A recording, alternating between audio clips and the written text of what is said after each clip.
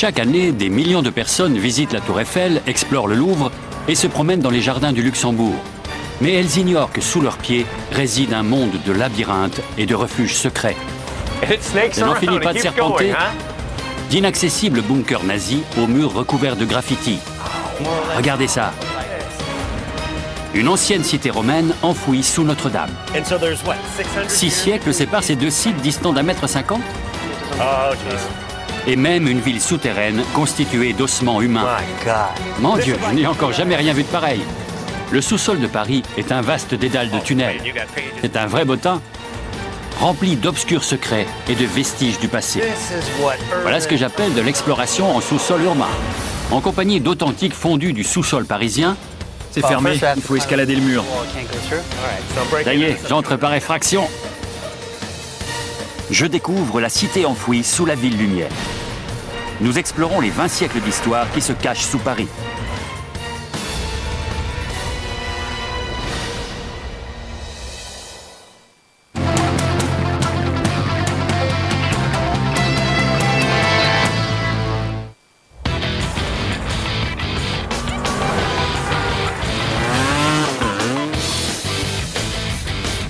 Capitale de la France, avec une population de plus de 2 millions d'habitants, Paris est l'une des plus grandes villes d'Europe. Son histoire est riche et ses sous-sols regorgent de secrets. Je m'appelle Eric Geller et je me trouve à Paris, la ville lumière du continent européen, pays de la Tour Eiffel et du Louvre, et la cité la plus visitée du monde. Mais Paris regorge de trésors cachés. Si les touristes admirent le panorama en surface, il existe cependant un autre monde plus obscur. Car sous les pavés de la capitale s'étend un réseau de 160 km de couloirs souterrains, avec des bunkers, d'anciennes voies d'eau et des cryptes remplies d'ossements. L'essentiel de cet univers est interdit au public, ce qui n'empêche pas les Parisiens d'en explorer l'étendue. Aujourd'hui, nous allons révéler les secrets des entrailles de Paris, un monde où le vivant côtoie la mort. Avec ses universités cotées, son architecture monumentale et ses musées hors pair, Paris attire des millions de visiteurs par an. Mais la plupart de ces touristes ignorent que les pavés qu'ils foulent dissimulent un vaste monde ancien, dont l'origine remonte à plus de 2000 ans. Les premières galeries ont été élaborées par les Romains, à l'époque où ils occupaient la Gaule. Le sous-sol de la région parisienne est riche en calcaire, un matériau de construction très prisé par les Romains. Ces derniers exploitent donc la roche souterraine pour bâtir une cité en surface. Depuis, les excavations qui se sont succédées pendant 2 millénaires ont engendré un réseau de 300 km de catacombes sous Paris. À l'origine, le terme catacombe désigne une sépulture souterraine. Mais les Parisiens en ont élargi le sens pour décrire le labyrinthe qui sillonne sous les maisons, les rues et les restaurants. Seul 1 kilomètre de ce réseau est ouvert au public. Le reste constitue un univers dangereux et instable. La rumeur dit même que les plaques d'égout ont été scellées par la police pour empêcher la population d'y accéder. Mais il en faut plus pour dissuader les Parisiens. À travers les siècles, les galeries ont servi de cimetière et accueilli les ossements de 6 millions de défunts. Pendant la Seconde Guerre mondiale, les nazis et les résistants ont exploité le réseau. Au fil des années, les rues se sont effondrées et ont été consolidées. Un véritable défi d'ingénierie pour les architectes de la ville. Aujourd'hui, la rumeur prétend que les catacombes abritent des gangs et qu'il existe même une police souterraine qui patrouille les lieux. Mais un groupe connaît les secrets de ce monde souterrain mieux que quiconque. Ces explorateurs urbains se font appeler des cataphiles. Ils ne cessent de trouver de nouveaux trésors au fil de leurs escapades. Ils ont récemment découvert une brasserie du XVIIIe siècle recouverte de graffitis modernes, enfouie une vingtaine de mètres sous un immeuble récent. Un magot que je suis déterminé à voir de mes propres yeux. Le cataphile, Clément Vénard, me sert de guide dans cette aventure clandestine souterraine. Clément? Oui. Bonjour, Clément. Bonjour Eric. Vous allez me faire découvrir un univers souterrain secret? Oui, c'est ici, sous Paris. Vous êtes prêt à m'accompagner? Allons-y. C'est fermé, hein. Il faut escalader le mur. Il faut escalader le mur? Suivez-moi. Vous avez compris ce que je cherche? Oui. Ça y est, j'entre par effraction. Sur la marche. D'accord. Je suis Clément le long d'une voie ferrée désaffectée. Il y a plein de cadavres là-dedans. Je sais ce que je dis. Peu de cataphiles ont fait ce que je m'apprête à faire. On se rapproche parce que ce tunnel a l'air bien sombre. Il n'en finit pas. Oui, il est assez long. L'entrée se trouve par là. C'est très sombre, alors mettez cette lampe frontale. Il y a un trou dans le mur qui mène aux catacombes. Voilà l'entrée. Ça?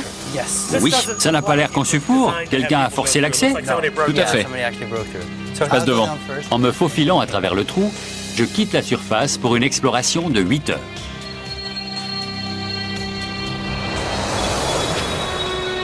C'est bas de plafond. Faites attention à votre tête. Le passage a été creusé par un homme. J'ai l'impression de m'évader d'une prison pendant la Seconde Guerre mondiale. Suivez-moi. D'accord. Notre progression à travers le dédale de tunnels nous donne une idée de ce qu'étaient les conditions de travail dans cet environnement. Je dirais tête quand le plafond est bas et pied s'il y a un rocher ou un trou.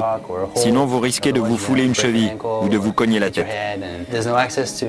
Cet endroit est inaccessible, alors pied, Pied, attention à la tête, tête. pied. Ouais, je reste à 4 pattes. Durant des siècles, des milliers de tonnes de roches calcaires ont été extraites de ces espaces confinés pour construire la ville en surface. On va prendre à gauche. Les tunnels sont exigus et déroutants, mais Clément dispose d'un plan très fourni. Un vrai bottin? Oui. Mais cela ne garantit pas notre sécurité. Même les cataphiles les plus avisés savent qu'il est dangereux de pénétrer dans ce monde souterrain. Si nos torches s'éteignent, ou si nous perdons notre chemin, nous risquons de ne jamais refaire surface. D'ailleurs, en 1793, un homme a disparu dans les catacombes. On aurait retrouvé son cadavre 11 ans plus tard, un trousseau de clés à la main, à quelques mètres d'une issue dissimulée par l'obscurité. Qu'est-ce qui arrivera si nos lampes nous lâchent au beau milieu de ce dédale? Vous me sortirez d'ici? En lumière, ce sera difficile.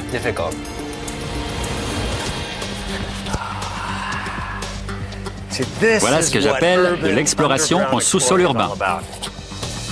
Clément m'emmène sur un site que seuls quelques initiés des entrailles de Paris connaissent, la brasserie perdue. Je vous retrouve de l'autre côté, mais l'accès n'est pas facile. La tête la première, hein? Ouais. Comment voulez-vous que mon gros cul d'américain passe par là? Après avoir rampé sur le sol et m'être faufilé par de minuscules ouvertures, j'aurais dû mettre des bottes en caoutchouc. Je me retrouve avec de l'eau de ruissellement jusqu'aux genoux. Je nage carrément. C'est une question de saison ou c'est toujours comme ça? Non, c'est toujours à peu près comme ça. Ça n'est pas très profond. On a de la chance, il y a 2 ans, l'eau m'arrivait aux hanches. Après 20 minutes pénibles, nous arrivons enfin au sec. Plus sec. Ouais, je n'ai de l'eau que jusqu'aux chevilles. À une quinzaine de mètres de profondeur, nous arrivons dans des carrières conçues par les Romains il y a plus de 2 millénaires. Aujourd'hui, les catacombes sont remplies d'étranges graffitis modernes, preuve du passage des explorateurs urbains qui nous ont précédés. On est à mi-chemin? Pas encore. Pied. Attention aux rochers. On se rapproche de l'endroit que je voulais te montrer en premier. C'est à 50 mètres. Quand il dit 50 mètres, c'est qu'il reste un bon kilomètre. Allez, allons-y. Nous sommes sur le point d'atteindre la brasserie. Mais il faut d'abord ramper à travers un étroit boyau d'une dizaine de mètres de long. C'est comme à l'armée. On est sur les plages de Normandie, prêts à regagner nos postes. Suivez-moi. Laissez-moi un peu d'avance. Allez, je vous retrouve de l'autre côté.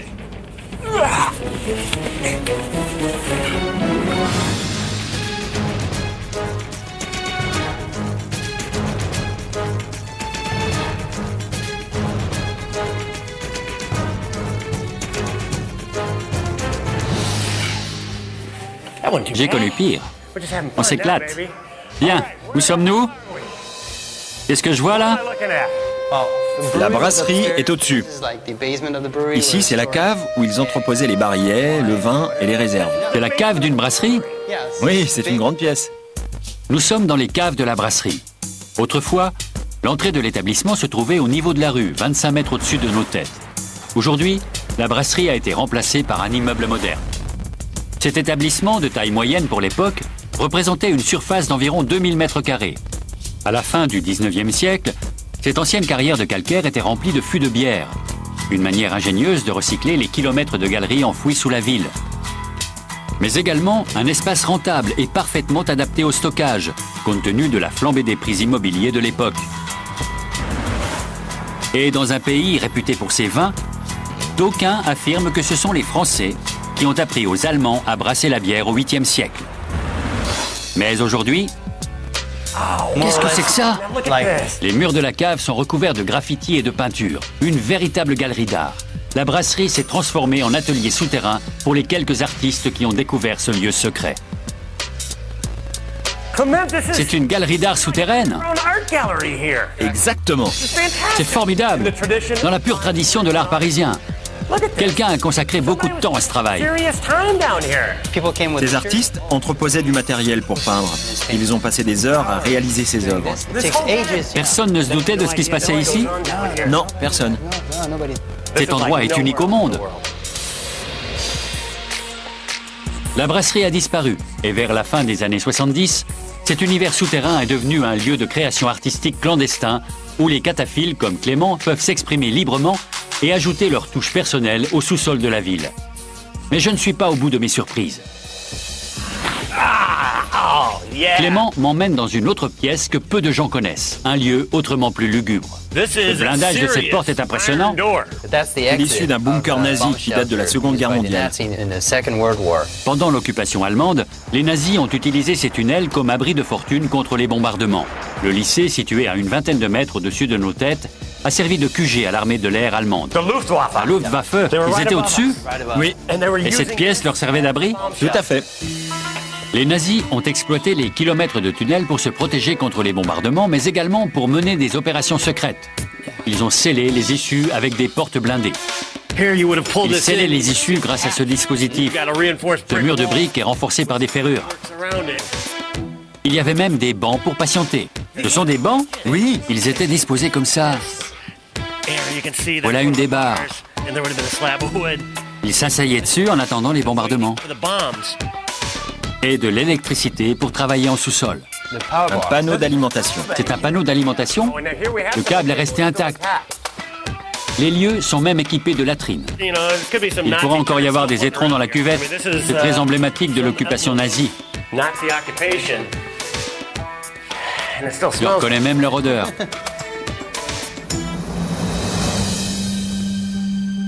Ce que les officiers allemands ignoraient, c'est qu'à moins de 800 mètres de là se trouvait le QG souterrain de la résistance française. Les deux camps évoluaient en sous-sol, sans se douter que l'ennemi était à quelques mètres de là. Durant la Seconde Guerre mondiale, les protagonistes prennent pied dans les sous-sols de la capitale. Mais les forces ennemies ignorent qu'elles partagent le même monde souterrain et ne sont séparées que par quelques mètres de parois rocheuses.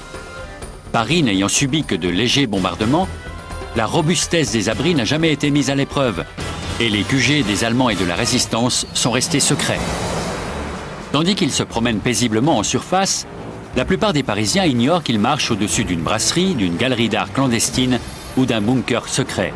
Seule une poignée de privilégiés peuvent se vanter d'avoir sillonné ce dédale de couloirs souterrains. Très peu de gens connaissent l'existence de cette culture underground qui s'est développée au cours des 20 ou 30 dernières années. Ce gigantesque réseau de corridors élaboré au fil des 20 derniers siècles remonte jusqu'à l'ère romaine. L'expansion de ce labyrinthe souterrain est liée au développement de la ville en surface. Voilà des heures que j'explore cet univers, mais je ne suis pas au bout de mes surprises.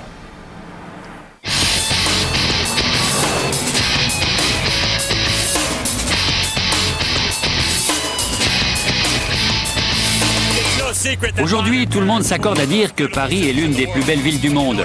Mais son passé obscur n'est pas si éloigné. Sous le bitume que je foule, il existe d'immenses cimetières qui contiennent les ossements de plus de 6 millions de personnes. Une véritable nécropole souterraine.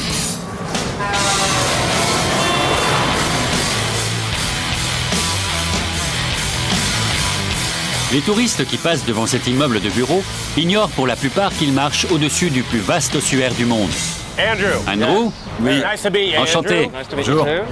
Merci d'être venu. L'écrivain Andrew Ayers et moi avons le privilège de descendre seuls dans les catacombes.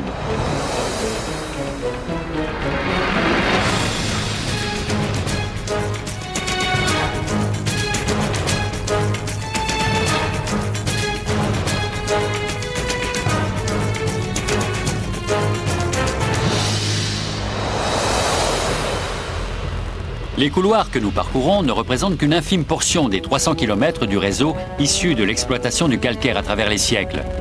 À chaque pas, nous nous rapprochons d'un monde constitué d'ossements. Nous arrivons devant l'entrée des catacombes. L'inscription au-dessus de la porte parle d'elle-même. Arrêtez, c'est ici l'Empire de la Mort. On entre? On ne nous y invite pas, mais allons-y. Ça y est, nous avons franchi le seuil de l'Empire de la Mort. C'est fait. Il n'y a pas de cadavres récents, n'est-ce pas? J'espère que non. Comme vous voyez, les os ne manquent pas. Ils sont alignés contre les murs. Mon Dieu. Je n'ai encore jamais rien vu de pareil. Comme vous voyez, ils ont construit un mur de soutènement. Un mur d'ossements? Ce sont des fémurs et des tibias. Mais le mur de soutènement cache un spectacle encore plus impressionnant. Ce mur n'est qu'une façade qui cache une pile d'ossements, jetés pêle-mêle. C'est la partie harmonieuse? Oui, la pile s'étend sur une trentaine de mètres de profondeur. Vous voulez dire que les os sont empilés sur une trentaine de mètres? Oui, c'est une pile énorme. Ce mur n'en finit pas. Jusqu'où va ce couloir d'ossements? Ici, il y a des ossements alignés sur environ 800 mètres de couloir. Les experts estiment que ces pans de murs mortuaires sont constitués de 5 à 6 millions de squelettes. Il y aurait environ 6 millions de squelettes. 6 millions de squelettes? J'ignore de combien d'os le corps humain est constitué. Je vous laisse faire le calcul, mais ça en fait beaucoup. Pour vous donner une idée, il y a un peu plus de 2 millions d'habitants à Paris aujourd'hui. Ils sont plus nombreux ici qu'à la surface? Oui, à de 3 fois plus nombreux. Il y aurait donc 3 squelettes en sous-sol pour chaque Parisien. Mais alors, comment les cadavres de ces 6 millions de personnes ont-ils fini dans une carrière abandonnée, 25 mètres sous terre? En réalité, certaines galeries souterraines se sont effondrées. Il a fallu inspecter les lieux et les consolider. À la même époque, le centre de Paris était confronté à un grave problème de cimetière. Dans le Paris médiéval, l'essor du christianisme met un terme aux crémations païennes. Il faut donc aménager des ossuaires et des cimetières pour entasser les corps. Tout le monde est logé à la même enseigne, sans distinction de classe, et enterré dans de vastes charniers. Mais après 7 siècles d'accumulation, l'espace vient à manquer. Les murs d'enceinte empêchaient la ville de se développer. Les corps étaient donc enfouis dans des fosses communes où ils se décomposaient en quelques années. Une fois les fosses pleines, les corps étaient exhumés. Les ossements étaient entassés dans des ossuaires à l'extérieur des cimetières et les fosses étaient réutilisées. À partir du XVIIIe siècle, ces cimetières deviennent une menace pour la salubrité publique. Les cadavres en décomposition du plus vaste d'entre eux, le cimetière des Innocents, se déversent même dans la cave d'un restaurant mitoyen. Le peuple s'est plaint pendant un siècle de cette épouvantable situation. Les pressions se sont multipliées afin que le cimetière des Innocents soit fermé. Lorsque le Parlement a finalement décidé sa fermeture, le problème du déplacement des ossements s'est posé. Tandis que les Parisiens cherchent un lieu pour reloger leurs morts, les carrières vides de Paris sont assainies et consolidées. On décide alors d'utiliser les anciennes carrières souterraines pour y transférer les ossements et les corps entassés en plein cœur de Paris. Le long cortège des défunts anonymes du cimetière des Innocents est déplacé des mois durant. La tâche est ardue, car les corps ont été entassés pêle-mêle. Au cours du siècle suivant, la population de Paris explose. Les cimetières affichent complet. Les corps sont alors directement entreposés dans cette gigantesque nécropole souterraine. Ils vidaient les cimetières? Exactement. Ils transportaient les cadavres sur des chariots pendant la nuit, les déversaient par une issue située de ce côté, puis constituaient les piles que vous voyez. Regardez ça, c'est un ossuaire. Il y a des piles d'ossements différents, des petits tas de fémurs et de crânes entassés. Ouais, c'est tout simplement surréaliste. Certains se sont donné du mal pour réaliser ces dessins. Regarde, c'est une croix là. Une croix constituée de crânes. Exactement. C'est particulier. Ces murs de crâne aux motifs complexes semblent être là depuis des siècles. Mais aussi étrange que cela puisse paraître, ils sont constamment réalignés pour garantir leur stabilité. et leur alignement ne doit rien au hasard. Il ne faut pas oublier que rien ne relie les ossements entre eux. S'ils étaient abandonnés à leur sort, l'état s'effondrerait. Les piles sont donc régulièrement réarrangées. C'est un processus qui a toujours cours. Lorsque les premiers Romains ont creusé ces carrières il y a 1900 ans, ils n'ont certainement pas imaginé qu'un jour elles seraient remplies d'ossements, utilisés comme bunkers ou encore comme terrain de jeu par d'audacieux explorateurs urbains.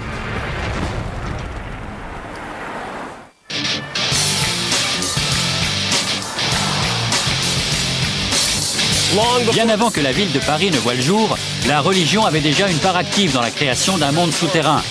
Les Parisiens ont érigé d'imposantes cathédrales en utilisant les blocs de calcaire extraits du sol, créant des kilomètres de galeries aussi impressionnantes que les édifices en surface.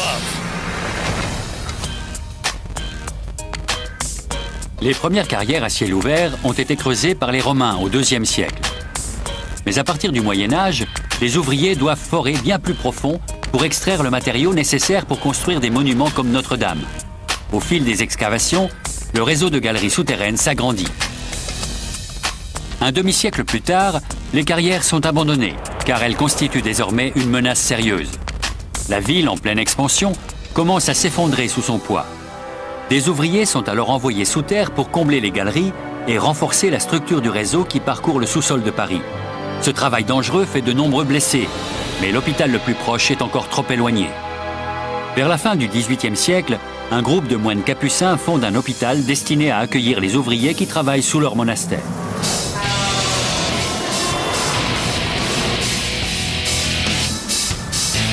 Aujourd'hui, un hôpital moderne occupe toujours le site et je m'apprête à découvrir le monde souterrain qui se cache en dessous.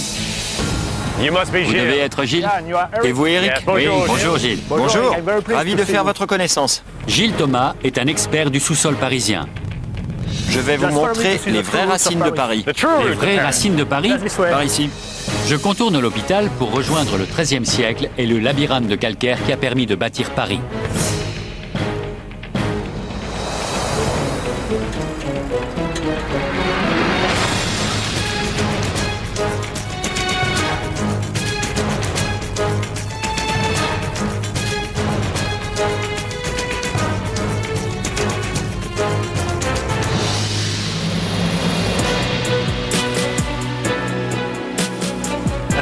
Voici la véritable entrée des carrières.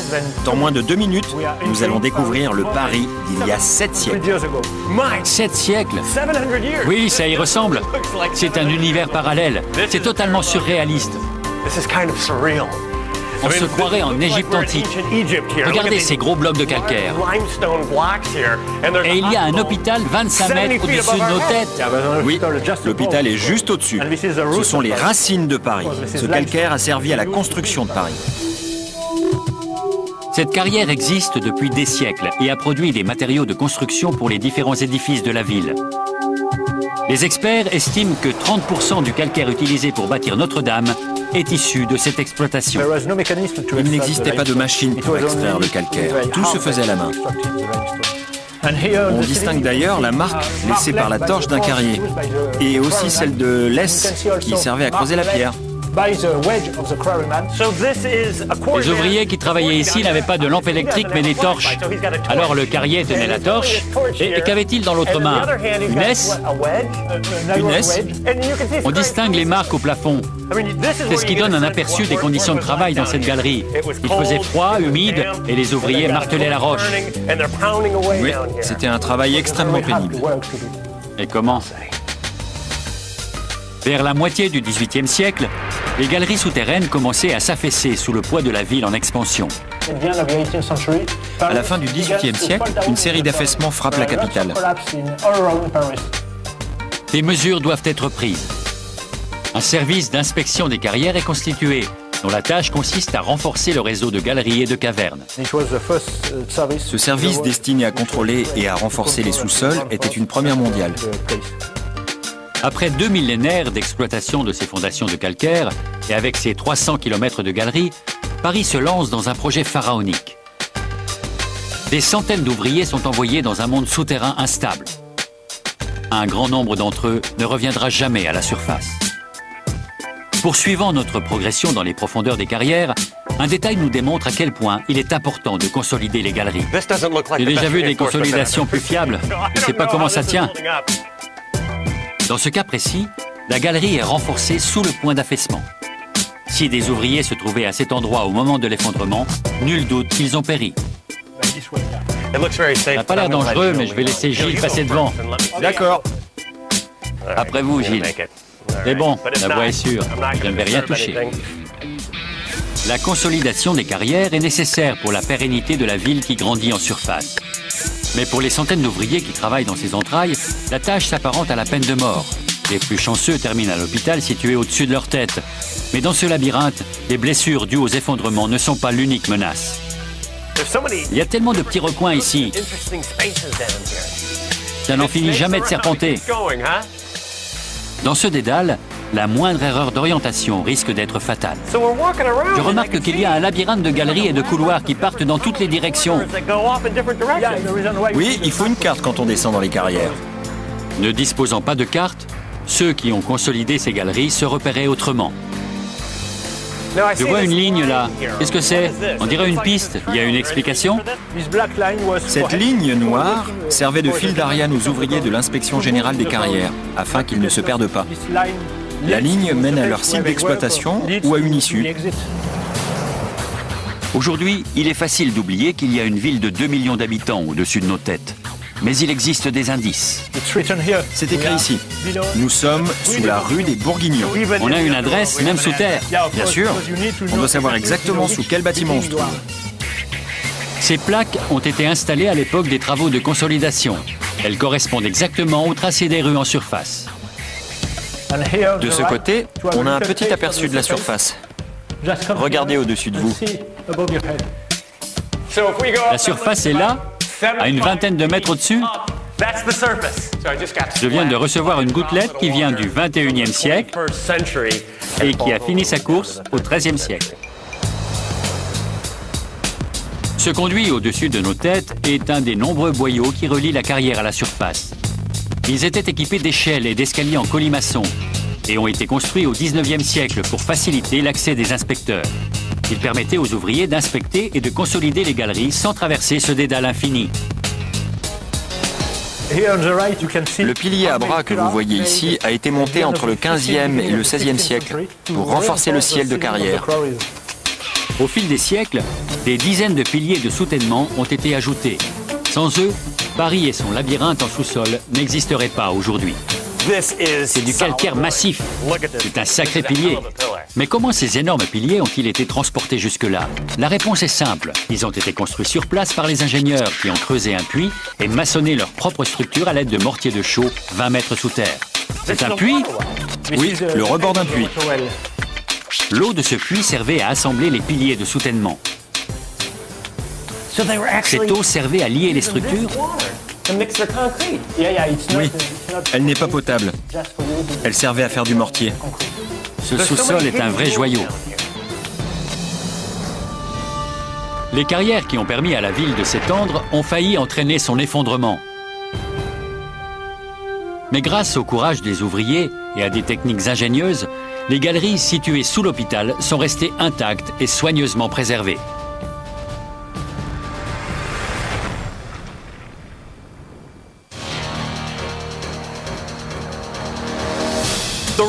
La Seine qui coule au cœur de Paris a joué un rôle majeur dans le développement de la ville au fil des 2 derniers millénaires. Elle a facilité le commerce, les transports et alimenté les Parisiens en eau potable. Mais elle a également contribué à répandre le choléra et la peste.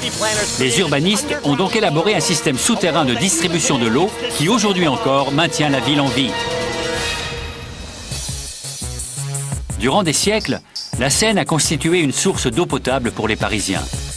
Mais à partir du Moyen-Âge, la ville atteint déjà des proportions qui compliquent le ravitaillement des habitants en eau. Ainsi, au XIIIe siècle, un système d'adduction souterrain est mis en place afin d'alimenter les fontaines de la ville en eau potable.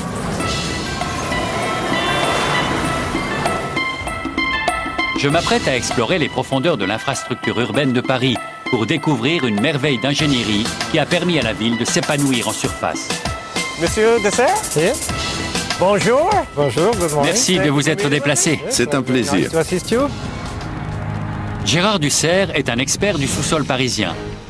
Nous avons rendez-vous dans le jardin public de ce quartier paisible. Vous êtes prêts? Oui, Allons-y, suivez-moi. c'est parti.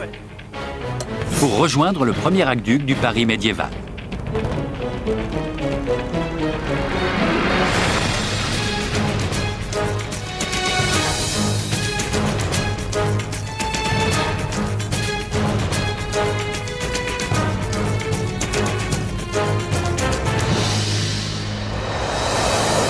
C'est une sorte de temple dédié à l'eau. Un temple dédié à l'eau? Oui, avec ce dôme. Cette tourelle, baptisée le regard de la lanterne, constitue la tête du grand aqueduc de Belleville, qui a joué un rôle crucial, il y a 7 siècles, dans le développement de Paris. Pendant plus de 5 siècles, cet aqueduc était quasiment l'unique source d'eau potable des Parisiens. Au XIIIe siècle, Paris prospère, Notre-Dame est en construction et la ville compte plus de 200 000 habitants. Les aqueducs sont donc essentiels à la survie de la cité. Il y a 3 canaux de distribution qui recueillent l'eau Oui, et qui l'acheminent dans ce bassin. absolument. Et il est toujours en service? Toujours. Le bassin recueille toujours l'eau? C'est incroyable! Les ingénieurs du Moyen-Âge ont imaginé un système pour recueillir cette précieuse ressource. L'eau de pluie s'écoule naturellement à travers les sols avant d'atteindre une couche d'argile. Puisqu'elle ne peut pas filtrer à travers l'argile, l'eau s'accumule dans les rigoles et dégouline dans le bassin central. Bien que vieille d'un demi-millénaire, cette technique rudimentaire fonctionne encore de nos jours, cachée sous un jardin public. Mais ce n'est pas tout. Qu'est-ce que vous avez là? Suivez-moi. D'accord, c'est une vieille lanterne. Nous remontons jusqu'à la source en suivant le parcours de l'eau. C'est ici que les ingénieurs venaient inspecter les lieux. L'eau affluait dans ce conduit. Il y a 5 siècles, les ingénieurs se rendaient dans cette pièce pour s'assurer du bon fonctionnement du système et de la propreté de cette eau potable. C'était conçu à cet effet? Oui, il fallait aussi drainer l'eau pour qu'elle ne s'accumule pas derrière les murs. Il y avait une double fonction, l'accumulation et le drainage de l'eau. Exactement. Les murs érigés au Moyen-Âge étaient capables de résister plusieurs siècles. Mais avec le développement rapide de la ville, d'importantes fissures sont apparues. Cette portion a été consolidée durant la seconde moitié du 19e siècle pour éviter que les murs ne s'effondrent. Mais malgré les consolidations récentes, le ciment et la nature se livrent un combat permanent. Il y a même des racines qui poussent. Elles sont en train de disjoindre les pierres du mur. Je ne suis pas très rassuré. Aujourd'hui, l'aqueduc de Belleville ne sert plus qu'à drainer les eaux de pluie. Plusieurs sections ont été comblées afin de permettre à de nouvelles constructions de voir le jour à la surface. Grâce à ce réseau, la cité médiévale est devenue l'une des plus grandes villes du monde. Mais l'adduction d'eau potable n'est pas l'unique réalisation importante des sous-sols. Avec le développement des villes, la démographie s'accroît et avec elle, la quantité d'eau usée. Ainsi, en marge de l'aqueduc et des kilomètres de catacombes, il existe un gigantesque système d'égouts célèbre dans le monde entier. Professeur Wanklin, Lui-même, merci de vous être déplacé. je vous en prie. Le professeur Wanklin va m'emmener dans un endroit qui a sauvé la vie de milliers de Parisiens.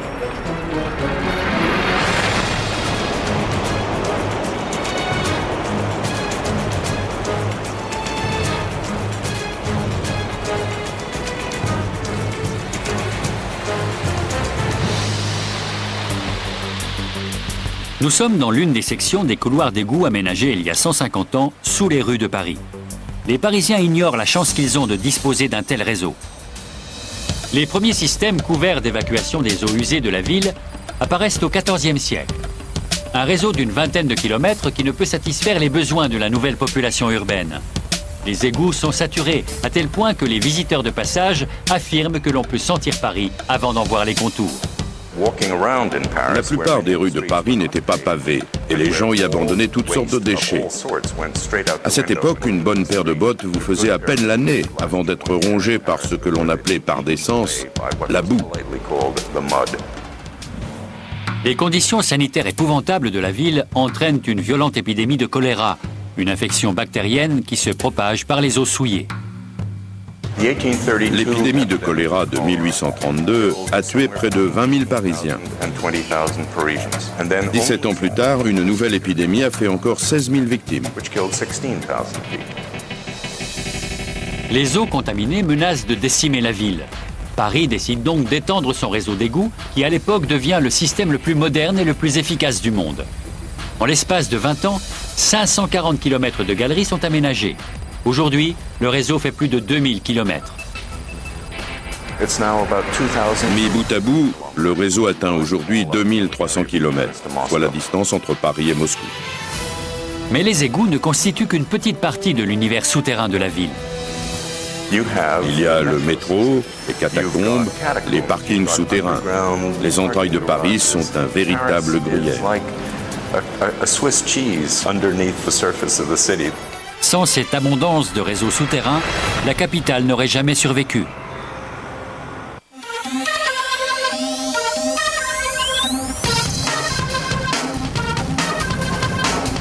Notre-Dame de Paris est l'un des plus beaux édifices du monde. Depuis près de 1000 ans, les gens affluent des 4 coins du globe pour l'admirer.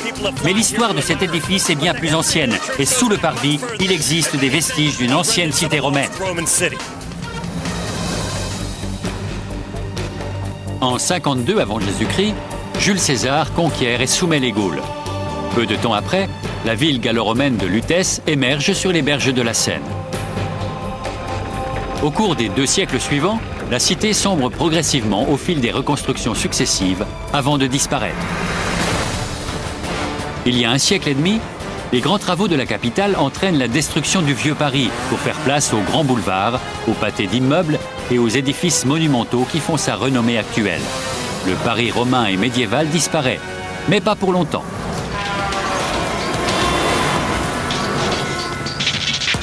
150 ans après la restructuration de la ville, les ingénieurs du sous-sol parisien révèlent l'ancienne ville gallo-romaine. Mon voyage à la recherche de la cité enfouie de Lutèce commence au pied de l'un des plus célèbres monuments au monde, Notre-Dame. Vous devez être Hélène? Vous devez être Eric. Ravi de faire votre connaissance. Le plaisir est partagé. Merci d'avoir accepté mon invitation. La médiéviste Hélène Paulet a accepté de m'emmener sous Notre-Dame à la rencontre des racines romaines de Paris. Je vais vous faire découvrir la Rome antique. À 5 mètres en dessous du niveau de la rue, nous faisons un bond de 2000 ans en arrière pour retrouver Lutèce, une ville de province romaine de 20 000 habitants.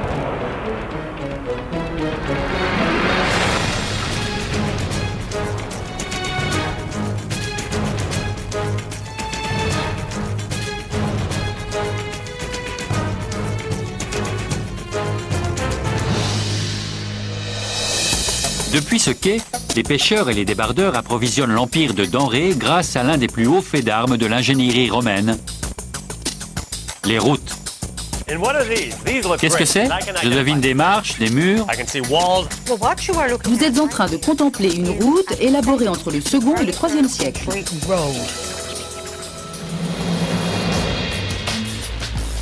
Les rives florissantes de Lutèce en font le premier port de France dont nous ayons eu connaissance. Son emplacement idéal le long des berges de la Seine permet à la ville de prospérer.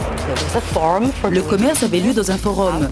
À l'extérieur de la ville, il y avait une arène qui servait d'amphithéâtre pour les représentations et les combats de gladiateurs. À l'endroit où se trouve Notre-Dame, il y avait un temple à la gloire de Jupiter. La ville était petite, mais agréable. La petite ville, avec ses temples et son arène, s'étend le long des berges de la Seine. Au fil des années, les aménagements ont modifié le cours du fleuve d'une vingtaine de mètres. Mais à l'époque romaine, nous marcherions à même les berges. Les berges du fleuve étaient à cet endroit. Je vois cette horreur devant moi qui s'étend à l'infini. Oui, il y a 2000 ans, vous seriez en train de décharger le fruit de votre pêche sur le quai. Nous serions sur la Seine. Nous serions sur la Seine. Qu'est-ce qu'il y a au-dessus de nos têtes? Nous sommes juste au-dessus du parvis de Notre-Dame. Il y a probablement des milliers de touristes qui ignorent notre présence. Avec l'affaiblissement de l'Empire romain au cours des 4e et 5e siècles, la population gallo-romaine de Lutèce démantèle les temples pour ériger des remparts. Les blocs de calcaire issus des catacombes qui ont servi à bâtir les divers édifices sont affectés à la construction de murs de fortification. Le recyclage à la sauce antique. Ici, vous apercevez une portion de mur gallo-romain construite à la fin du IIIe siècle. Mais en réalité, ce mur du IIIe siècle est bien plus ancien. Il appartenait aux arènes dont les gradins étaient bondés à l'époque de l'apogée du règne romain. Ils ont donc chapardé les pierres des arènes pour faire un mur à cet emplacement. C'est exactement ça.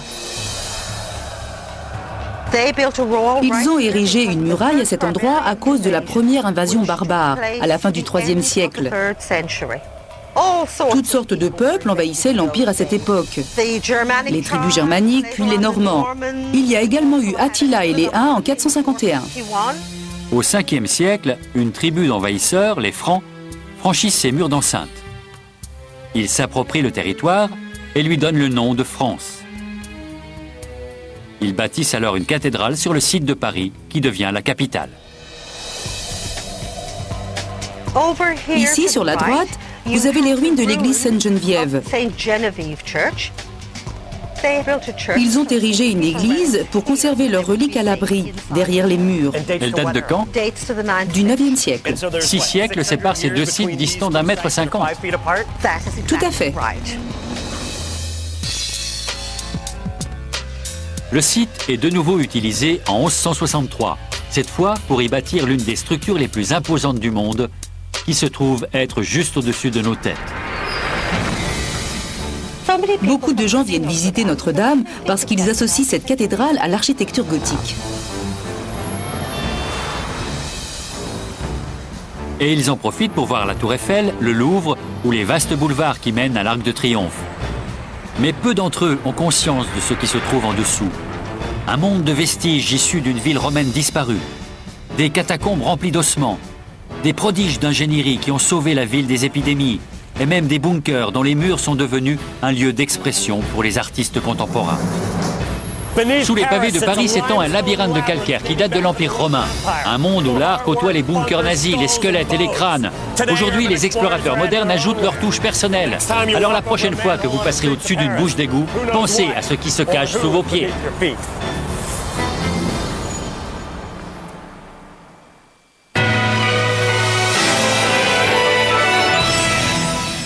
Transport et alimenter les Parisiens en eau potable.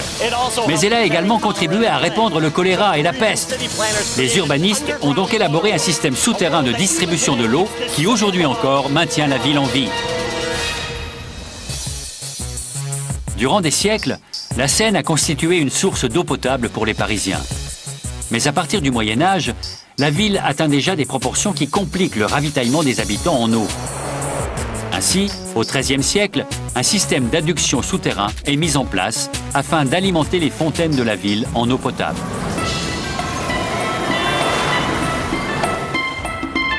Je m'apprête à explorer les profondeurs de l'infrastructure urbaine de Paris pour découvrir une merveille d'ingénierie qui a permis à la ville de s'épanouir en surface. Monsieur Dessert? Oui. Bonjour. Bonjour, good morning. Merci de vous être déplacé. C'est un plaisir. Gérard Dussert est un expert du sous-sol parisien. Nous avons rendez-vous dans le jardin public de ce quartier paisible. Vous êtes prêts? Oui. Allons-y, suivez-moi. C'est parti. Pour rejoindre le premier aqueduc du Paris médiéval.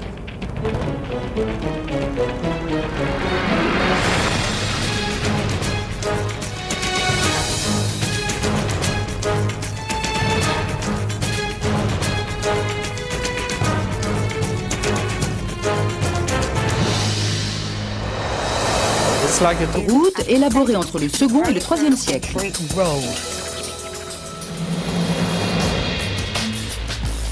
Les rives florissantes de Lutèce en font le premier port de France dont nous ayons eu connaissance. Son emplacement idéal le long des berges de la Seine permet à la ville de prospérer.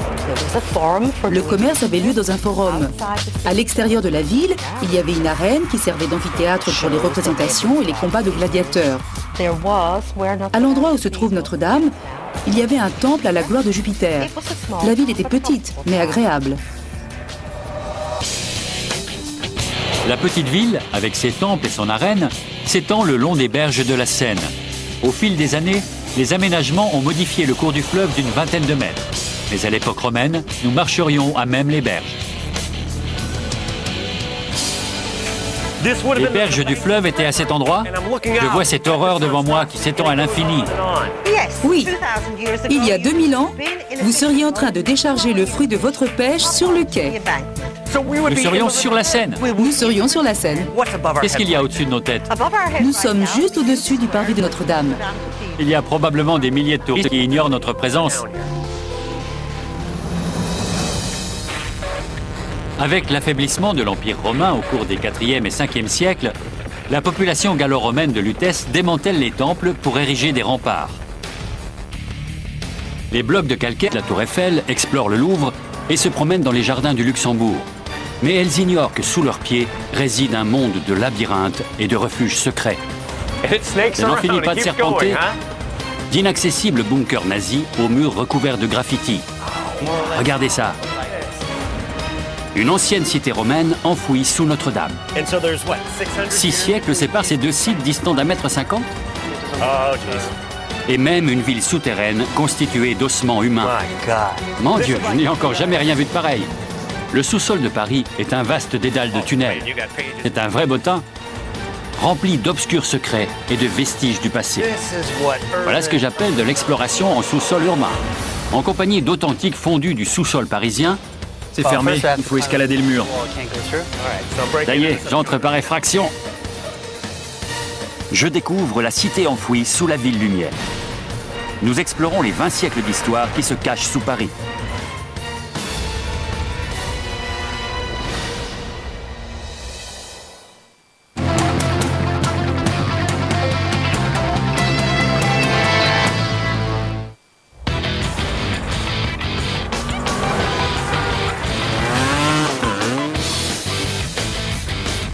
Capitale de la France, avec une population de plus de 2 millions d'habitants, Paris est l'une des plus grandes villes d'Europe. Son histoire est riche, et ses sous-officiers allemands ignoraient, c'est qu'à moins de 800 mètres de là se trouvait le QG souterrain de la résistance française. Les deux camps évoluaient en sous-sol, sans se douter que l'ennemi était à quelques mètres de là. Durant la Seconde Guerre mondiale, les protagonistes prennent pied dans les sous-sols de la capitale. Mais les forces ennemies ignorent qu'elles partagent le même monde souterrain et ne sont séparées que par quelques mètres de parois rocheuses. Paris n'ayant subi que de légers bombardements, la robustesse des abris n'a jamais été mise à l'épreuve et les QG des Allemands et de la Résistance sont restés secrets. Tandis qu'ils se promènent paisiblement en surface, la plupart des Parisiens ignorent qu'ils marchent au-dessus d'une brasserie, d'une galerie d'art clandestine ou d'un bunker secret. Seule une poignée de privilégiés peuvent se vanter d'avoir sillonné ce dédale de couloirs souterrains. Très peu de gens connaissent l'existence de cette culture underground qui s'est développée au cours des 20 ou 30 dernières années.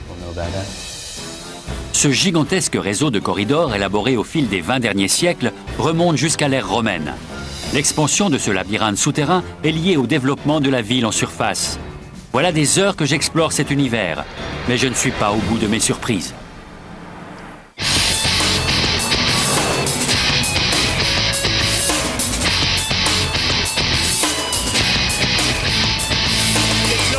Aujourd'hui, tout le monde s'accorde à dire que Paris est l'une des plus belles villes du monde. Mais son passé obscur n'est pas si éloigné. Où il se décomposait en quelques années. Une fois les fosses pleines, les corps étaient exhumés. Les ossements étaient entassés dans des ossuaires à l'extérieur des cimetières et les fosses étaient réutilisées. À partir du XVIIIe siècle, ces cimetières deviennent une menace pour la salubrité publique. Les cadavres en décomposition du plus vaste d'entre eux, le cimetière des Innocents, se déverse même dans la cave d'un restaurant mitoyen. Le peuple s'est plaint pendant un siècle de cette épouvantable situation.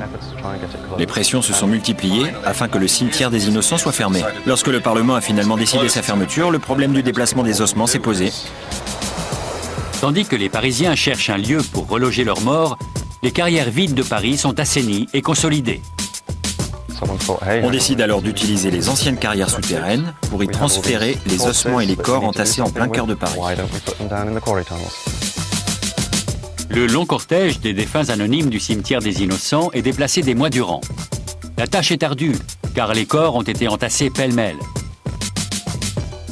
Au cours du siècle suivant, la population de Paris explose. Les cimetières affichent complet. Les corps sont alors directement entreposés dans cette gigantesque nécropole souterraine. Ils vidaient les cimetières? Exactement. Ils transportaient les cadavres sur des chariots pendant la nuit, les déversaient par une issue située de ce côté, puis constituaient les piles que vous voyez.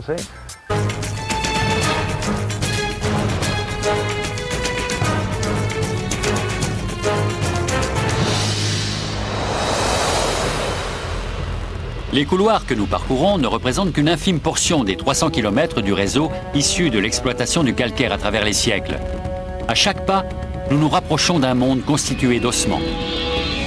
Nous arrivons devant l'entrée des catacombes.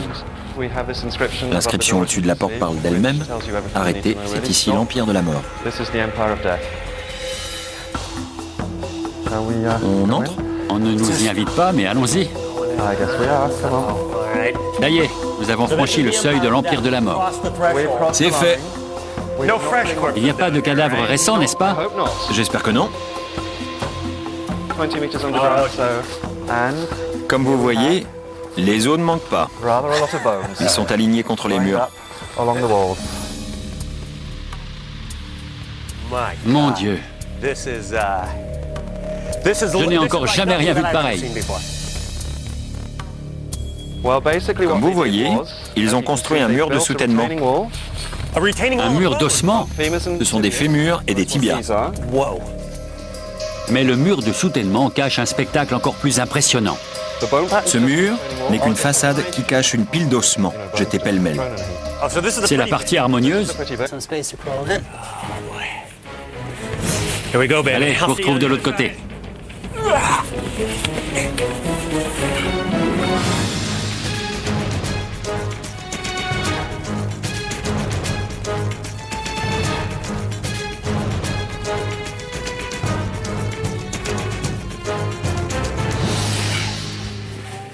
J'ai connu pire. On s'éclate. Bien, où sommes-nous? Qu'est-ce que je vois là? La brasserie est au-dessus. Ici, c'est la cave où ils entreposaient les barillets, le vin et les réserves. C'est la cave d'une brasserie? Oui, c'est une grande pièce. Nous sommes dans les caves de la brasserie. Autrefois, l'entrée de l'établissement se trouvait au niveau de la rue, 25 mètres au-dessus de nos têtes. Aujourd'hui, la brasserie a été remplacée par un immeuble moderne. Cet établissement, de taille moyenne pour l'époque, représentait une surface d'environ 2000 mètres carrés. À la fin du 19e siècle, cette ancienne carrière de calcaire était remplie de fûts de bière, une manière ingénieuse de recycler les kilomètres de galeries enfouis sous la ville. Mais également un espace rentable et parfaitement adapté au stockage, compte tenu de la flambée des prix immobiliers de l'époque. Et dans un pays réputé pour ses vins, d'aucuns affirment que ce sont les Français qui ont appris aux Allemands à brasser la bière au 8e siècle. Mais aujourd'hui, qu'est-ce que c'est que ça? Les murs des sous Notre-Dame à la rencontre des racines romaines de Paris. Je vais vous faire découvrir la Rome antique. À 5 mètres en dessous du niveau de la rue, nous faisons un bond de 2000 ans en arrière pour retrouver Lutèce, une ville de province romaine de 20 000 habitants.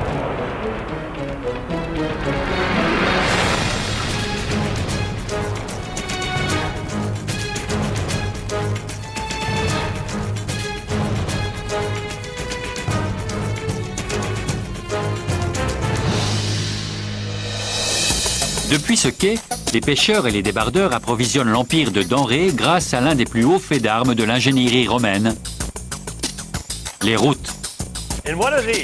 Qu'est-ce que c'est? Je devine des marches, des murs.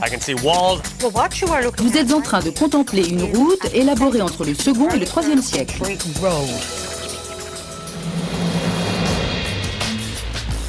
Les rives florissantes de Lutèce en font le premier port de France dont nous ayons eu connaissance. Son emplacement idéal le long des berges de la Seine permet à la ville de prospérer. Le commerce avait lieu dans un forum. À l'extérieur de la ville, il y avait une arène qui servait d'amphithéâtre pour les représentations et les combats de gladiateurs. À l'endroit où se trouve Notre-Dame, il y avait un temple à la gloire de Jupiter. La ville était petite, mais agréable. La petite ville, avec ses temples et son arène, s'étend le long des berges. Les artistes entreposaient du matériel pour peindre. Ils ont passé des heures à réaliser ces œuvres. Personne ne se doutait de ce qui se passait ici? Non, personne. Cet endroit est unique au monde. La brasserie a disparu et vers la fin des années 70, Cet univers souterrain est devenu un lieu de création artistique clandestin où les cataphiles comme Clément peuvent s'exprimer librement et ajouter leur touche personnelle au sous-sol de la ville. Mais je ne suis pas au bout de mes surprises. Clément m'emmène dans une autre pièce que peu de gens connaissent, un lieu autrement plus lugubre. Le blindage de cette porte est impressionnant. C'est l'issue d'un bunker nazi qui date de la Seconde Guerre mondiale. Pendant l'occupation allemande, les nazis ont utilisé ces tunnels comme abri de fortune contre les bombardements. Le lycée, situé à une vingtaine de mètres au-dessus de nos têtes, a servi de QG à l'armée de l'air allemande. La Luftwaffe, ils étaient au-dessus? Oui. Et cette pièce leur servait d'abri? Tout à fait. Les nazis ont exploité les kilomètres de tunnels pour se protéger contre les bombardements, mais également pour mener des opérations secrètes. Ils ont scellé les issues avec des portes blindées. Ils scellaient les issues grâce à ce dispositif. Ce mur de briques est renforcé par des ferrures. Il y avait même des bancs pour patienter. Ce sont des bancs? Oui, ils étaient disposés comme ça. Voilà une des barres. Ils s'asseillaient dessus en attendant les bombardements.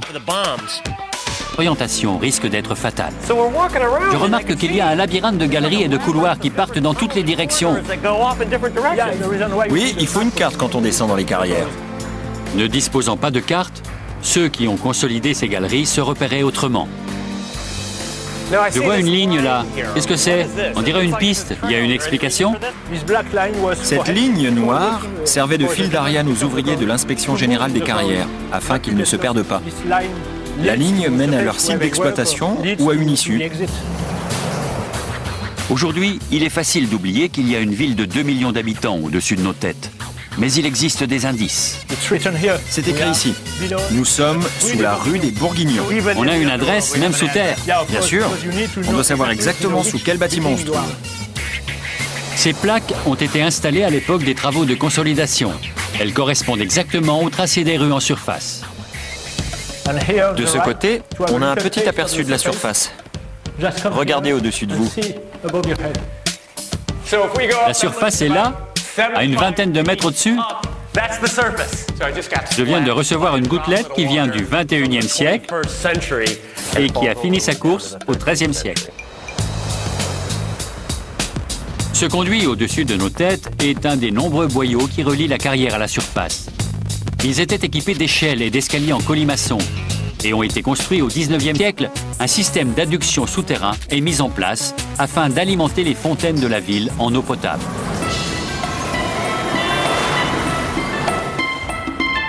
Je m'apprête à explorer les profondeurs de l'infrastructure urbaine de Paris pour découvrir une merveille d'ingénierie qui a permis à la ville de s'épanouir en surface. Monsieur Dessert? Bonjour. Bonjour, good morning. Merci de vous être déplacé. C'est un plaisir. Gérard Dussert est un expert du sous-sol parisien. Nous avons rendez-vous dans le jardin public de ce quartier paisible. Vous êtes prêts? Oui, Allons-y, suivez-moi. c'est parti. Pour rejoindre le premier aqueduc du Paris médiéval.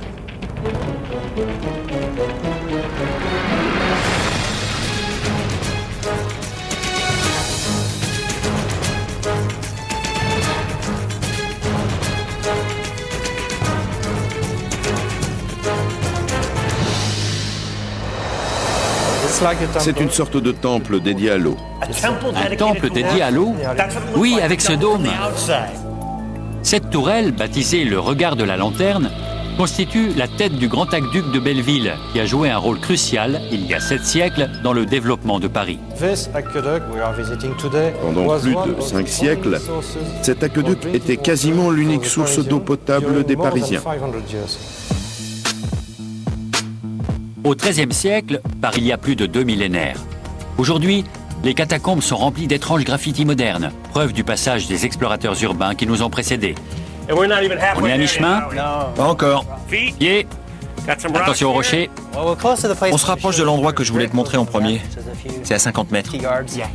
Quand il dit 50 mètres, c'est qu'il reste un bon kilomètre. Allez, allons-y. Nous sommes sur le point d'atteindre la brasserie. Mais il faut d'abord ramper à travers un étroit boyau d'une dizaine de mètres de long. C'est comme à l'armée. On est sur les plages de Normandie, prêts à regagner nos postes. Suivez-moi. Laissez-moi un peu d'avance. Allez, je vous retrouve de l'autre côté.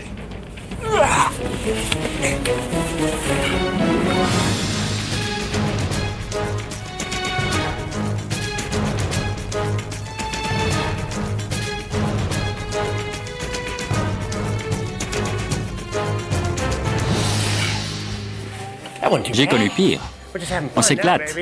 Bien, où sommes-nous? Qu'est-ce que je vois là? La brasserie est au-dessus. Ici, c'est la cave où ils entreposaient les barillets, le vin et les réserves. C'est la cave d'une brasserie? Oui, c'est une grande pièce. Nous sommes dans les caves de la brasserie. Autrefois, l'entrée de l'établissement se trouvait au niveau de la rue, 25 mètres au-dessus de nos têtes. Aujourd'hui, la brasserie a été remplacée par un immeuble moderne. Comment les cadavres de ces 6 millions de personnes ont-ils fini dans une carrière abandonnée, 25 mètres sous terre? En réalité, certaines galeries souterraines se sont effondrées.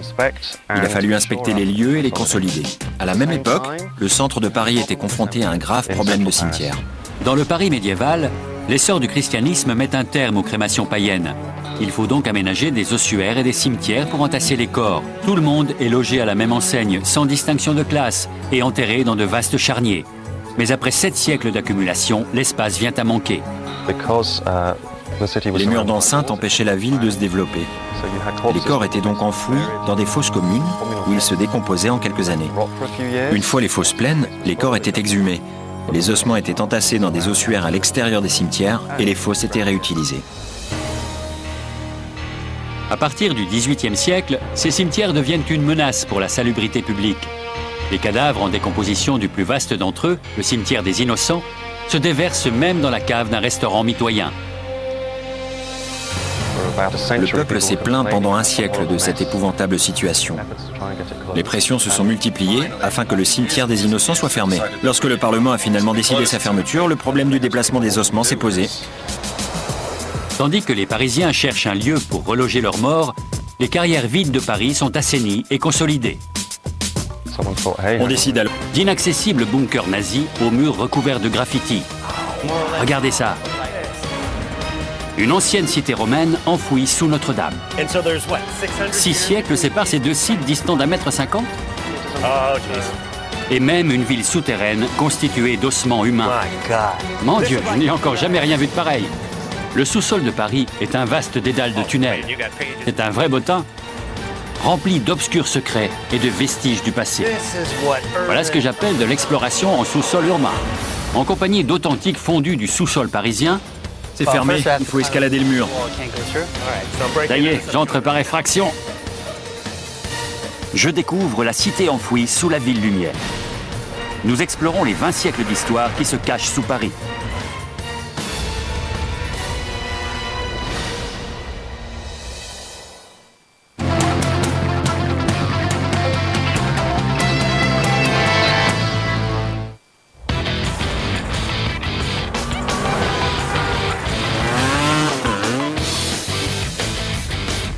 Capitale de la France, avec une population de plus de 2 millions d'habitants, Paris est l'une des plus grandes villes d'Europe.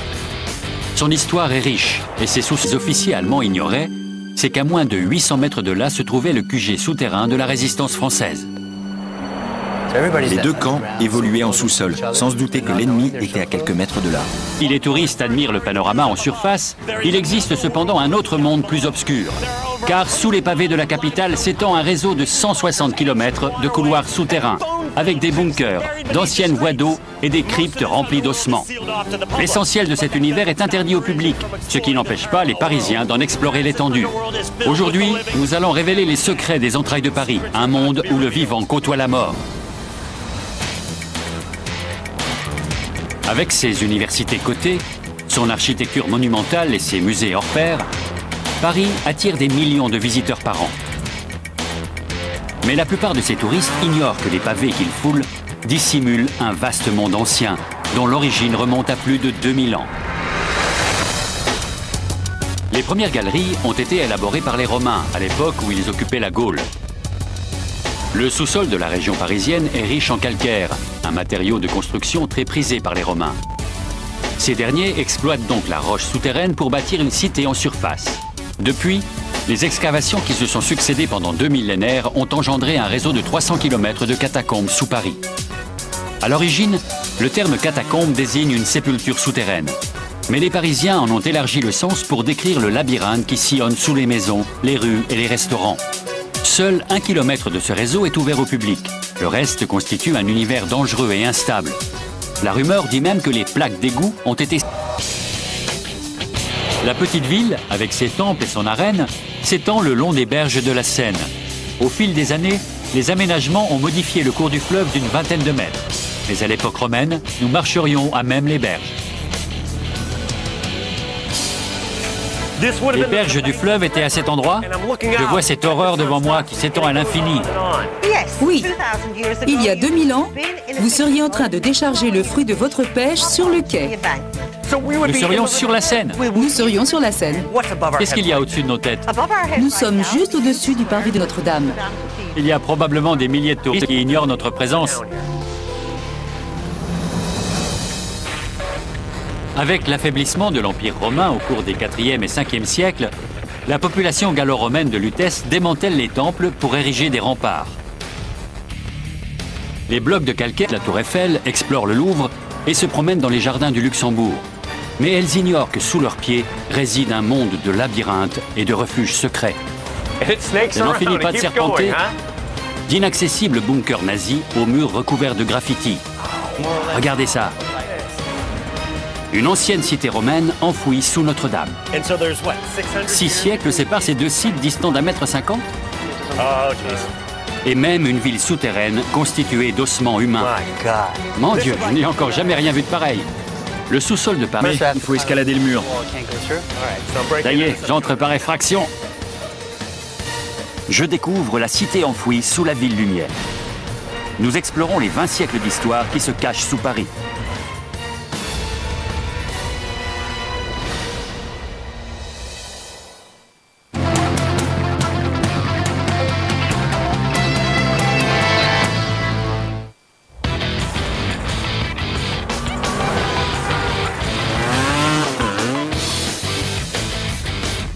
Capitale de la France, avec une population de plus de 2 millions d'habitants, Paris est l'une des plus grandes villes d'Europe. Son histoire est riche, et ses sous-officiers allemands ignoraient, c'est qu'à moins de 800 mètres de là se trouvait le QG souterrain de la résistance française. Les deux camps évoluaient en sous-sol, sans se douter que l'ennemi était à quelques mètres de là. Durant la Seconde Guerre mondiale, les protagonistes prennent pied dans les sous-sols de la capitale. Mais les forces ennemies ignorent qu'elles partagent le même monde souterrain et ne sont séparées que par quelques mètres de parois rocheuses. Paris n'ayant subi que de légers bombardements, la robustesse des abris n'a jamais été mise à l'épreuve et les QG des Allemands et de la Résistance sont restés secrets. Tandis qu'ils se promènent paisiblement en surface, la plupart des Parisiens ignorent qu'ils marchent au-dessus d'une brasserie, d'une galerie d'art clandestine ou d'un bunker secret. Seule une poignée de privilégiés peuvent se vanter d'avoir sillonné ce dédale de couloirs. C'est une sorte de temple dédié à l'eau. Un temple dédié à l'eau? Oui, avec ce dôme. Cette tourelle, baptisée le regard de la lanterne, constitue la tête du grand aqueduc de Belleville, qui a joué un rôle crucial, il y a 7 siècles, dans le développement de Paris. Pendant plus de 5 siècles, cet aqueduc était quasiment l'unique source d'eau potable des Parisiens. Au XIIIe siècle, Paris prospère, Notre-Dame est en construction et la ville compte plus de 200 000 habitants. Les aqueducs sont donc essentiels à la survie de la cité. Il y a 3 canaux de distribution qui recueillent l'eau Oui, et qui l'acheminent dans ce bassin. absolument. Et il est toujours en service? Toujours. Le bassin recueille toujours l'eau? C'est incroyable! Les ingénieurs du Moyen-Âge ont imaginé un système pour recueillir cette précieuse ressource. L'eau de pluie s'écoule naturellement à travers les sols avant d'atteindre une couche d'argile. Puisqu'elle ne peut pas filtrer à travers l'argile, l'eau s'accumule dans les rigoles et dégouline dans le bassin central. Bien que vieille d'un demi-millénaire, cette technique rudimentaire fonctionne encore de nos jours, cachée sous un jardin public. Mais ce n'est pas tout. Qu'est-ce que vous avez là? Suivez-moi. D'accord, c'est une vieille lanterne. Nous remontons jusqu'à la source en suivant le parcours de l'eau. Terraine constituée d'ossements humains. Mon Dieu, je n'ai encore jamais rien vu de pareil. Le sous-sol de Paris est un vaste dédale de tunnels. C'est un vrai bottin, rempli d'obscurs secrets et de vestiges du passé. Voilà ce que j'appelle de l'exploration en sous-sol urbain. En compagnie d'authentiques fondus du sous-sol parisien. C'est fermé, il faut escalader le mur. Ça y est, j'entre par effraction. Je découvre la cité enfouie sous la ville lumière. nous explorons les 20 siècles d'histoire qui se cachent sous Paris.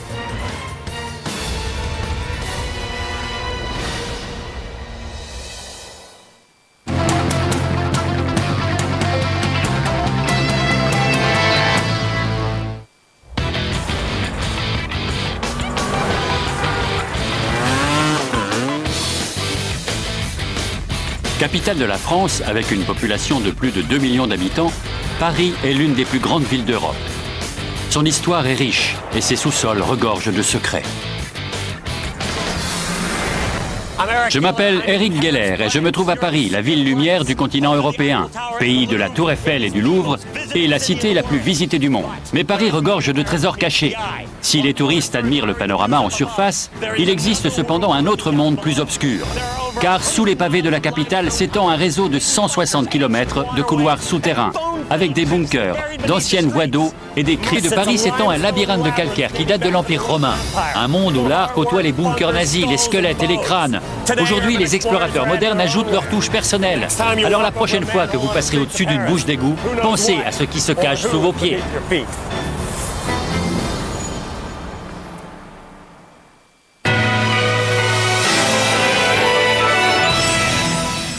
Transport et alimenter les Parisiens en eau potable. Mais elle a également contribué à répandre le choléra et la peste. Les urbanistes ont donc élaboré un système souterrain de distribution de l'eau qui, aujourd'hui encore, maintient la ville en vie. Durant des siècles, la Seine a constitué une source d'eau potable pour les Parisiens. Mais à partir du Moyen Âge, la ville atteint déjà des proportions qui compliquent le ravitaillement des habitants en eau. Ainsi, au XIIIe siècle, un système d'adduction souterrain est mis en place afin d'alimenter les fontaines de la ville en eau potable.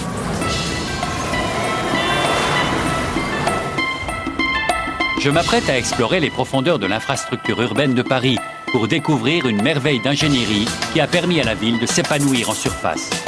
Monsieur Dessert? Oui. Bonjour. Bonjour, good morning. Merci de vous être déplacé. C'est un plaisir. Nice to assist you. Gérard Dussert est un expert du sous-sol parisien. Nous avons rendez-vous dans le jardin public de ce quartier paisible. Vous êtes prêts? Oui. Allons-y, suivez-moi. Comme vous voyez, ils ont construit un mur de soutènement. Un mur d'ossement. Ce sont des fémurs et des tibias. Mais le mur de soutènement cache un spectacle encore plus impressionnant. Ce mur n'est qu'une façade qui cache une pile d'ossements, jetés pêle-mêle. C'est la partie harmonieuse. Allez, je vous retrouve de l'autre côté.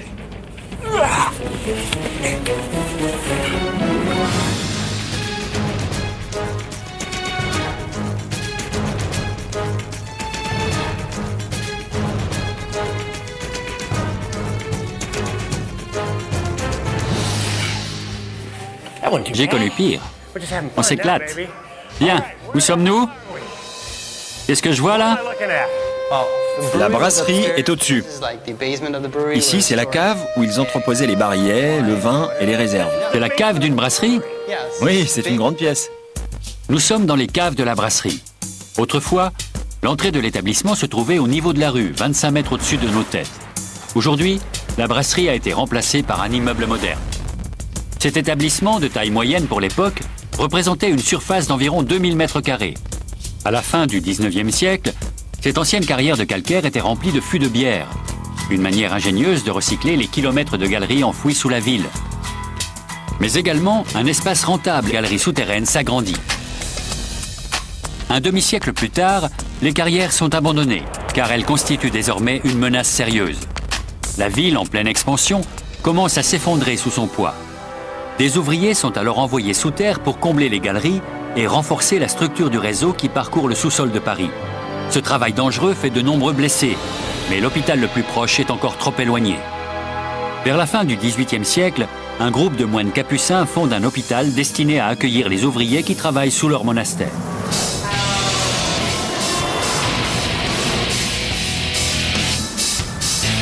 Aujourd'hui, un hôpital moderne occupe toujours le site et je m'apprête à découvrir le monde souterrain qui se cache en dessous. Vous devez être Gilles? Et vous, Eric? Oui, bonjour Gilles. Bonjour, ravi de faire votre connaissance. Gilles Thomas est un expert du sous-sol parisien. Je vais vous montrer les vraies racines de Paris. Les vraies racines de Paris? Par ici. Je contourne l'hôpital pour rejoindre le XIIIe siècle et le labyrinthe de calcaire qui a permis de bâtir Paris.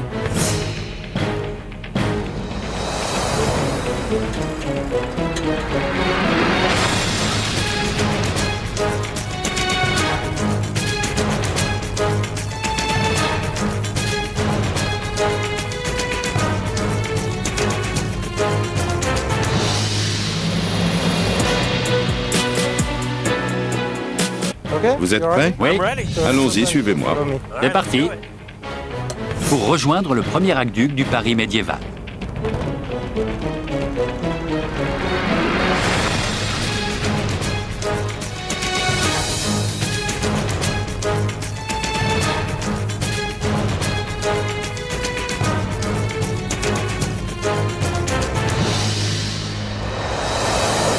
C'est une sorte de temple dédié à l'eau. Un temple dédié à l'eau? Oui, avec ce dôme. Cette tourelle, baptisée le regard de la lanterne, constitue la tête du grand aqueduc de Belleville, qui a joué un rôle crucial, il y a 7 siècles, dans le développement de Paris. Pendant plus de 5 siècles, cet aqueduc était quasiment l'unique source d'eau potable des Parisiens. Au XIIIe siècle, par il y a plus de 2 millénaires. Aujourd'hui, les catacombes sont remplies d'étranges graffitis modernes, preuve du passage des explorateurs urbains qui nous ont précédés. On est à mi-chemin? Pas encore. Pied. Attention aux rochers. On se rapproche de l'endroit que je voulais te montrer en premier. C'est à 50 mètres. Quand il dit 50 mètres, c'est qu'il reste un bon kilomètre. Allez, allons-y. Nous sommes sur le point d'atteindre la brasserie. Mais il faut d'abord ramper à travers un étroit boyau d'une dizaine de mètres de long. C'est comme à l'armée. On est sur les plages de Normandie, prêts à regagner nos potes. Nous sommes dans l'une des sections des couloirs d'égout aménagés il y a 150 ans sous les rues de Paris. Les Parisiens ignorent la chance qu'ils ont de disposer d'un tel réseau.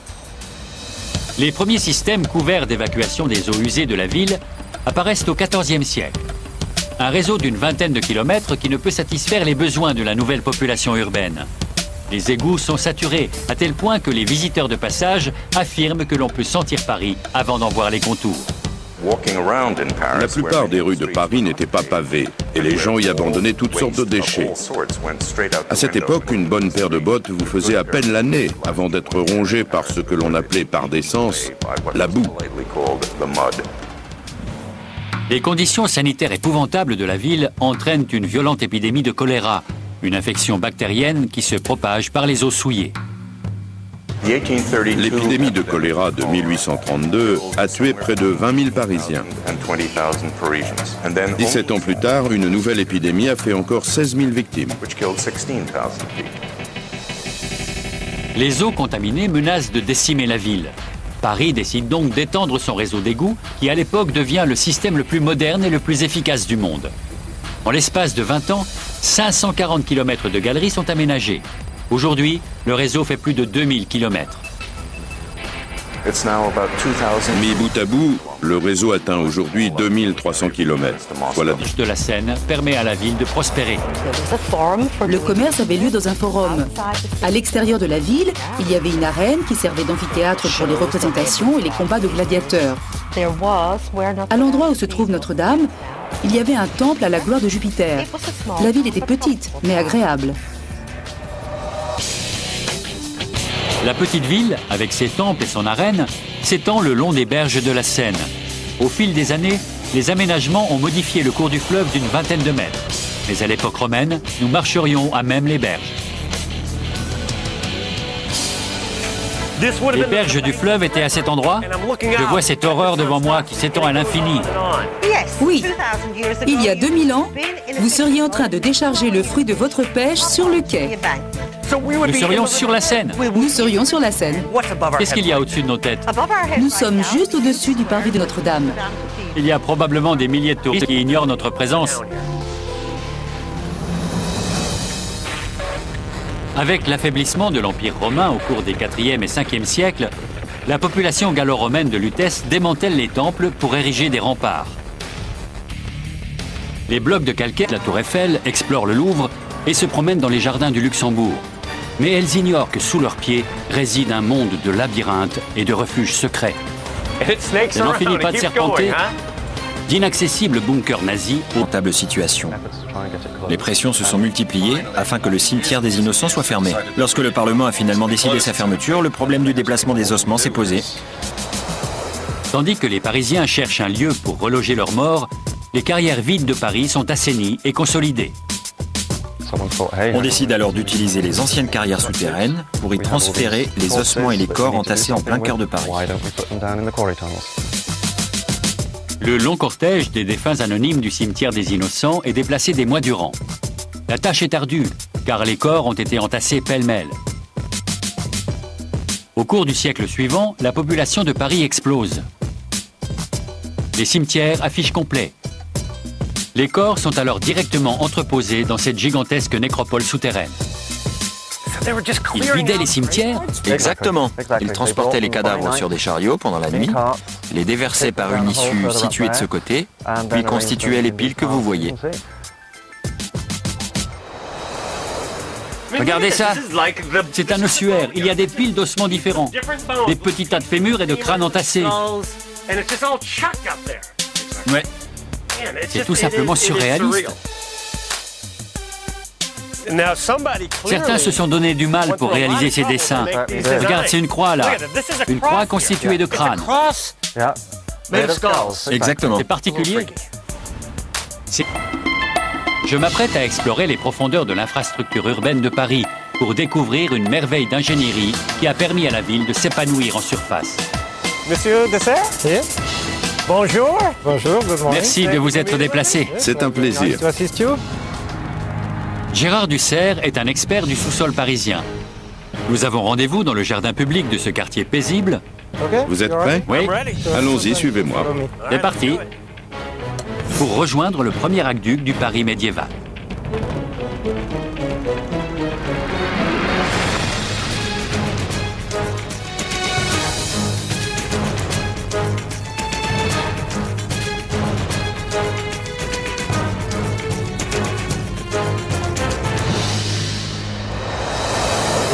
C'est une sorte de temple dédié à l'eau. Un temple dédié à l'eau? Oui, avec ce dôme. Cette tourelle, baptisée le regard de la lanterne, constitue la tête du grand aqueduc de Belleville, qui a joué un rôle crucial, il y a 7 siècles, dans le développement de Paris.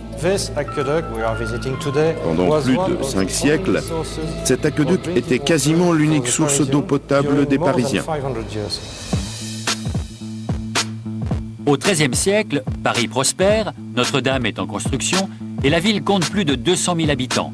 Les aqueducs sont donc essentiels à la survie de la cité. Il y a eu des conditions de travail dans cette galerie. Il faisait froid, humide et les ouvriers martelaient la roche. Oui, c'était un travail extrêmement pénible. Et comment? Vers la moitié du XVIIIe siècle, les galeries souterraines commençaient à s'affaisser sous le poids de la ville en expansion. À la fin du XVIIIe siècle, une série d'affaissements frappe la capitale. Des mesures doivent être prises. Un service d'inspection des carrières est constitué, dont la tâche consiste à renforcer le réseau de galeries et de cavernes. Ce service destiné à contrôler et à renforcer les sous-sols était une première mondiale. Après 2 millénaires d'exploitation de ces fondations de calcaire, et avec ses 300 km de galeries, Paris se lance dans un projet pharaonique. Des centaines d'ouvriers sont envoyés dans un monde souterrain instable. Un grand nombre d'entre eux ne reviendra jamais à la surface. Poursuivant notre progression dans les profondeurs des carrières, un détail nous démontre à quel point il est important de consolider les galeries. J'ai déjà vu des consolidations plus fiables. Je ne sais pas comment ça tient. Dans ce cas précis, la galerie est renforcée sous le point d'affaissement. Si des ouvriers se trouvaient à cet endroit au moment de l'effondrement, nul doute qu'ils ont péri. Ça n'a pas l'air dangereux, mais je vais laisser Gilles passer devant. D'accord. Après vous, Gilles. C'est bon, la voie est sûre. Je ne vais rien toucher. Les rives florissantes de Lutèce en font le premier port de France dont nous ayons eu connaissance. Son emplacement idéal le long des berges de la Seine permet à la ville de prospérer. Le commerce avait lieu dans un forum. À l'extérieur de la ville, il y avait une arène qui servait d'amphithéâtre pour les représentations et les combats de gladiateurs. À l'endroit où se trouve Notre-Dame, il y avait un temple à la gloire de Jupiter. La ville était petite, mais agréable. La petite ville, avec ses temples et son arène, s'étend le long des berges de la Seine. Au fil des années, les aménagements ont modifié le cours du fleuve d'une vingtaine de mètres. Mais à l'époque romaine, nous marcherions à même les berges. Les berges du fleuve étaient à cet endroit. Je vois cette horreur devant moi qui s'étend à l'infini. Oui, il y a 2000 ans, vous seriez en train de décharger le fruit de votre pêche sur le quai. Nous serions sur la Seine. Nous serions sur la Seine. Qu'est-ce qu'il y a au-dessus de nos têtes? Nous sommes juste au-dessus du parvis de Notre-Dame. Il y a probablement des milliers de touristes qui ignorent notre présence. Avec l'affaiblissement de l'Empire romain au cours des 4e et 5e siècles, la population gallo-romaine de Lutèce démantèle les temples pour ériger des remparts. Les blocs de calcaire de la Tour Eiffel explorent le Louvre et se promènent dans les jardins du Luxembourg.